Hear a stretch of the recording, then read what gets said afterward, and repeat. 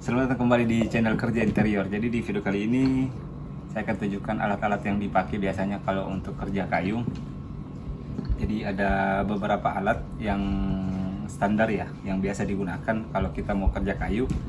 Nah di sini saya akan tunjukkan alat yang pertama itu ya, yang paling utama adalah ini namanya jigsaw ya. Jadi ada saw ini untuk memotong bahan ya. Mereknya banyak, ada Magtek, ada Makita, ada Bosch. Jadi tergantung dari budget kalian. Kalau ini adalah yang paling utama yang biasa digunakan karena ini untuk memotong bahan.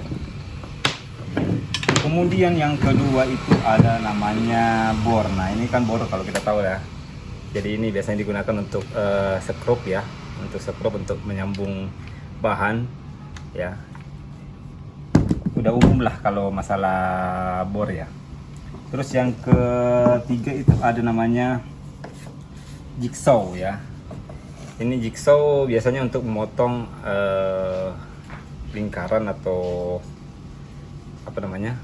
Iya, kalau kita memotong lingkaran atau memotong panjang dari sebuah kayu, biasanya kita gunakan ini kalau kita misalkan kelebihan atau memotong yang pendek-pendek aja, atau buat meja rounded ya, lingkaran-lingkaran atau bentuk. Kita bisa menggunakan jigsaw ini. Kemudian yang keempat itu ada namanya nailer. Jadi ini nailer ya, air nailer F30.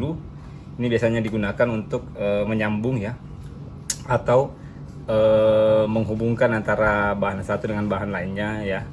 Contohnya seperti ini, misalkan ini kita menggunakan nailer ya. Jadi kita tidak menggunakan sekrup.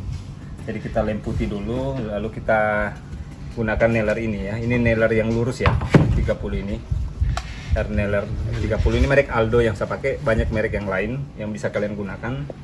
Kemudian nailer U ya. Ini untuk menyambung ini biasanya. Kalau ada bahan potongan yang biasa tidak terpakai, kita mau sambung sehingga kita bisa gunakan lagi ya. Ini kita gunakan nailer yang ini. Nah, pelurunya seperti ini dia. Pelurunya seperti ini. Oke. Kemudian yang terakhir ini ada kikir. Ini kikir biasanya digunakan untuk pinggiran-pinggiran ya. Jadi untuk pinggiran HPL ya, biasanya untuk kita memperhalus pinggiran setelah kita menempel HPL. Jadi bisa kita gunakan ini, dan sekarang ada yang lebih canggih lagi sebenarnya, ada pakai alat tapi ya lumayan lah harganya ya. Kalau ini untuk yang manual aja, yang standar-standar aja. Jadi kalau kita mau rapikan pinggiran HPL atau memotong HPL ya, ini kita gunakan kikir ini.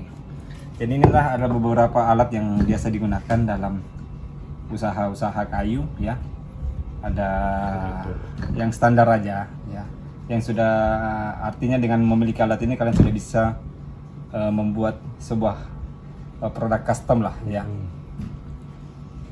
Gitu. Jadi cukup sekian video dari Kerja Interior kali ini. Sampai jumpa di video berikutnya. See ya.